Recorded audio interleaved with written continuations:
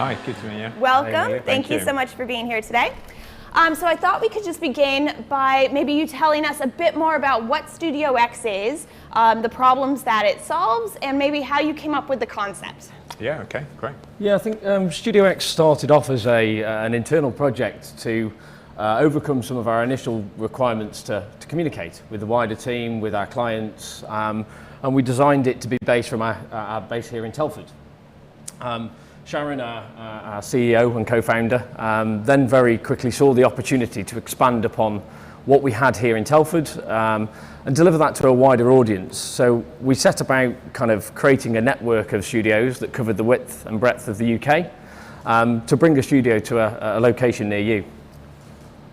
Great. Yeah. And there seems to be an interactive element that kind of makes this stand apart from some of the other things we've seen. Can you tell us a bit more about that? Yeah, certainly. I mean, from an audience interactive perspective, at the end of the day, engagement is probably one of the most key and challenging factors that any presenter needs to overcome. Certainly from a live perspective, which obviously is our background, you tended to find anything from 10 to 15 minutes, maybe 20 minutes at a push if really what you were talking about was really engaging. You could keep the audience kind of concentration. But from a virtual perspective, we've learnt now over the weeks and months, you've literally, unless you are doing something to engage and interact with that audience, you've got a matter of minutes. So fortunately, our solution is a number of interactive solutions to help complement the message which is being delivered. So that's anything from Q&As to polls, and it's not just about the audience, it's about the presenter as well. It's giving them the two-way feedback so that ultimately you're not looking down a camera to a blank canvas. You can actually get direct feedback in terms of you of, is my message being received well? Are the audience engaging? Have we still got people logged into the stream? So these are all tools now that we've got as part of our offering and are live, as I say, both for the attendee or the virtual attendee and the presenter as well. I love that it really empowers both the presenter and the people live as well as the viewers to be involved together. One thing that I'm really interested in is the XR side of things, and I think that's really cool and unique. Would you be able to tell us a bit more about that? Yeah, of course, and obviously we're a Disguise rental partner and Disguise studio, so we set off first kind of looking at green screen solutions, and we have green screen solutions both here in Telford and at other locations, offering virtual sets, enabling clients to display their content not only at the back of their presentation but in the front plane as well. Beyond that, we then, with Disguise, started working on the XR workflow and bringing sort of camera tracking into that as well to bring full extended reality sets into play. Yeah. And just from just to add on, from XR perspective, perhaps if there are any viewers who are tuned in who don't understand what XR is, and it's simply terms, it's extended reality. So most people are used to seeing, whether it be newsroom presenters or certainly from a football chat show perspective, from a TV studio perspective, we're taking those same advanced technologies and actually bringing it in now to our live stream offering, so we can offer the same quality and same grade which these TV studios of hundreds of thousands of pounds can actually offer directly for the audiences as well. I think that's really cool too, because it means that with virtual events you can actually do some new things and some things different that you might not be able to do in a physical event. Yeah. Mm-hmm. So what kind of businesses or people do you see using StudioX? Yeah, I mean, the long and the short answer is any business. It's anybody, or I say business, it can extend to associations, anybody that needs to communicate a message out to their wider network. So whether it be for product launches, educational, conferences, internal meetings, shareholder meetings. I mean, the array is so vast. I mean, are there any more you want to add, Danny? I think the key is, like you say, it's any business, and the key to it is taking the stress away from the speakers or the presenters. So key messaging going out to internal teams, to external clients is important for any business. And we want to give that tool set back to those companies. But it is literally any company out there that wants to hold an internal meeting, an external presentation, even a sales pitch or a lecture. It's really open for everybody.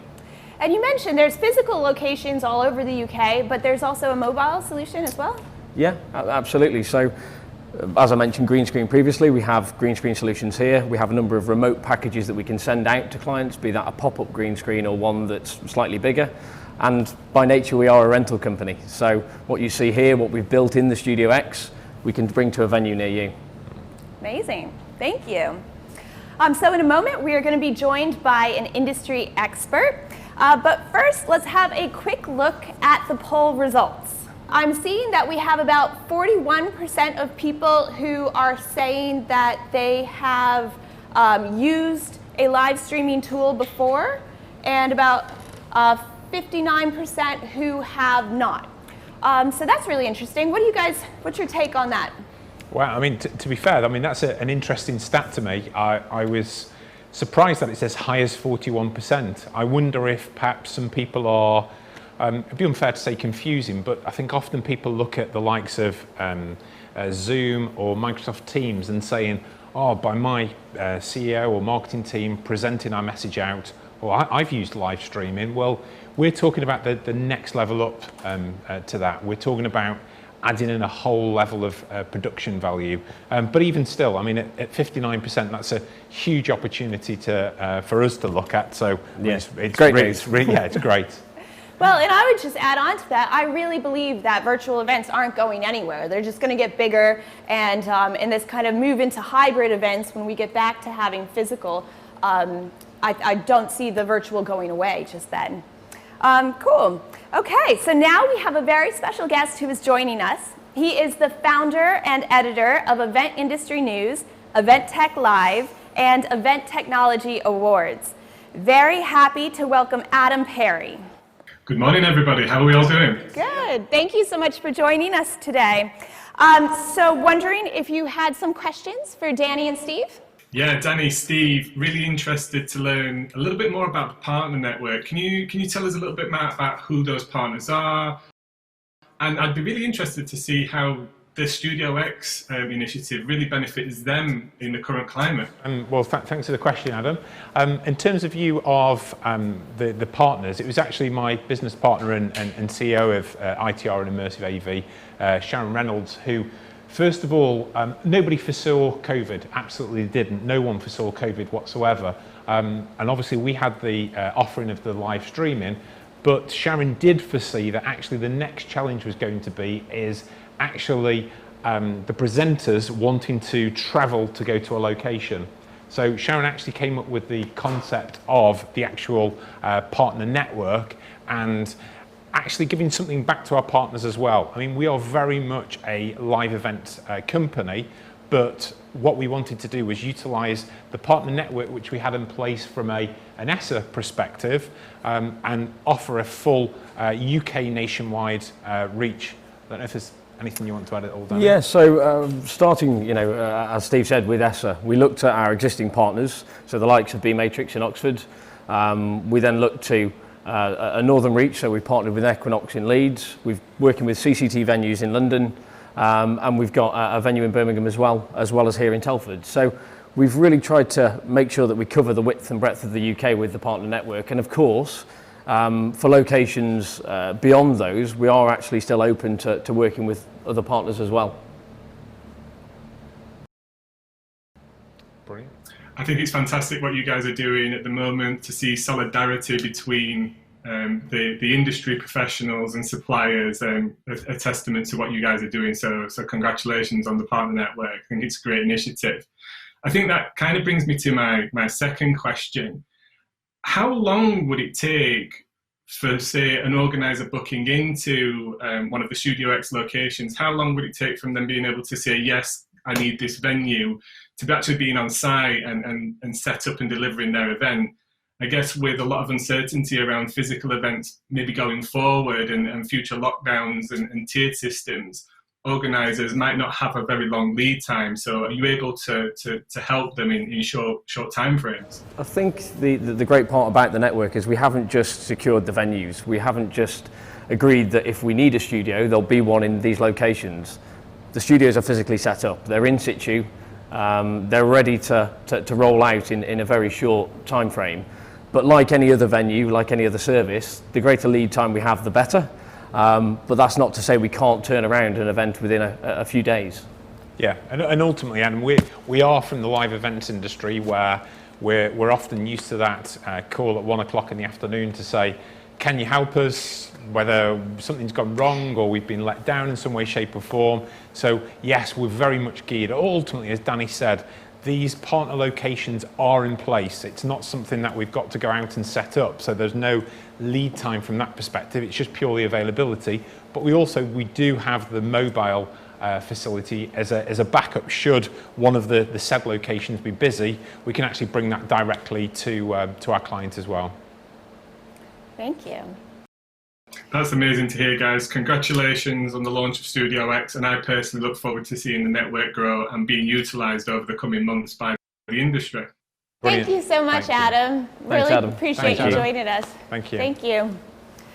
Okay, next we are going to be joined by another industry expert. He is the editor of Conference News and editorial director of MASH Media, Martin Fullard. Martin's made many appearances on live television this year, so hopefully he feels right at home joining us today. Thanks for having me. Happy at home and on live. So yes, I meet all your requirements. Great, thank you. Do you have questions for Danny and Steve? Yeah, I do. And obviously it all looks pretty swanky and professional over there. So credit to all you guys for pulling this off. So hopefully my questions won't be seen to be those of a detractor, but I'm curious, why does an agency or an organizer need to consider this? I mean, how are you going to actually convince them? Would they not just ask their host to present from their spare bedroom or their home via video conference? I guess what I'm trying to ask is there really a demand for this level of quality?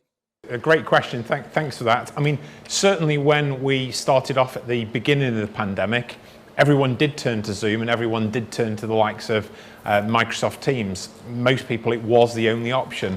But in the nicest possible way, I think people have got a little bit bored of that now and need that next level of production value. I don't know, Danny, if you want to add a little bit more in terms of obviously you work closely with the agencies. Yeah, I think also we've got to try not to reinvent the wheel. Ultimately, when we're running live events and when we can run live events, agencies are engaging with companies like ourselves for technical production. And as I touched upon earlier, that's to take away some of that stress of the live event, to manage the speakers, to manage the presentations, to ensure that the visual mix is correct and what's being seen on screen is engaging for the audience. Yeah. So I think we've got to look at it in exactly the same way for the virtual events. Is this concept, or how rather, is this concept going to stand alongside live events when they return, because they will? I mean, I'm worried that there's a risk that this sort of model will only really endure for as long as these sorts of events are deemed necessary by corporate buyers during this sort of lockdown situation. At the end of the day, live in-person events are still viewed as very important. So how does this sit alongside that? How can they be combined? Yeah, again, thanks for the question. I mean, it's certainly one that we've been asked in a few different disguises. So firstly, we are a live event company. Live event is ultimately what the company was born and founded upon, and virtual event was the answer to COVID. But do we see it as part of the future? Absolutely, but in a hybrid fashion. I mean, when I talk about hybrid, I mean from an exhibitor perspective, it gives almost an insurance policy. So should you be in a situation like we're currently in, that actually you can still continue and deliver your message. But also, let's face it, when live events do come back, they're not going to come back to the level of what they were, let's say, back in January. There is going to be a slow build-up. So again, from a return on investment perspective, the hybrid offering will allow that message to be communicated both to the live events, the audience in front of them, but also to the wider network across the UK, Europe, etc. So we absolutely see it as part of the future, but by no means a replacement to live events. Yeah, and I think in addition to that, you know, even when live events were at the height of, as you say, the early part of this year and last year, there were still a number of people registering for events that physically couldn't make it. Well, we're now able to capture that market and increase that audience for those clients that are exhibiting or presenting at these events. Yeah. I think you nailed it there. I host the XR Summit every year, and looking at doing a hybrid event like this where we could bring somebody in from anywhere in the world to engage with people who are physically there as well, that's a huge benefit because it opens up to whole new audiences that we might not otherwise be able to engage at a physical event. Yeah, absolutely. I think the acceptance now of virtual is so much greater. So it might be that the expertise that can be brought into these conferences and keynote speakers as well, that whole network is just widened because it's acceptable to participate in this hybrid kind of offering. That's great. So thank you so much for joining us, Martin. Your questions were great. Always good to see you. Thank you for having me, guys. Thank you. Thank you. So now it looks like we have some questions from the public. So question number one, we are hearing a lot about XR and mixed reality as a medium these days. What are the differences and benefits of using mixed reality over a traditional green screen? I think typically green screen's been used from a single camera in a fixed perspective location. And that doesn't allow for a huge amount of creativity when it comes to camera shots, camera angles, and the different nuances you get in a physical set. Using XR, we're able to get the camera movements, the camera position in multiple perspectives, and also give a physical visual aid to the speakers to allow them to present in a better manner. Yeah, I mean, the XR adds a whole new dimension. I guess it's the exciting factor almost in terms of view of we all like to be able to touch and feel objects. Well, with the XR part, it doesn't matter whether that be a product or it might be bringing up 3D graphs, etc. It just adds that next dimension and an interactivity to give back that engagement, which is just so important. I love that. Yeah, I think it really enhances that. Okay, so our next question from the public, wondering, we are about to go into another lockdown, or we are in another lockdown. Is this something that is available to us now to use? And what kind of safety precautions do you take around COVID? Yeah, well, I mean, to be fair, I mean we've struggled very much with reference to being recognised as an industry with the government. I won't bore our viewers with the details on that. But fortunately, this time we have been acknowledged in terms of you from a TV and film perspective. It's actually detailed on the government website that it is an exception. So we are absolutely able to trade and continue on as a business during this pandemic. And from a location perspective, not only have we ensured that our location here at head office is COVID secure and all the various measures that you would expect to be put in place, as part of when we actually sign up a partner as well, we make sure that they adhere to very specific guidelines and rules.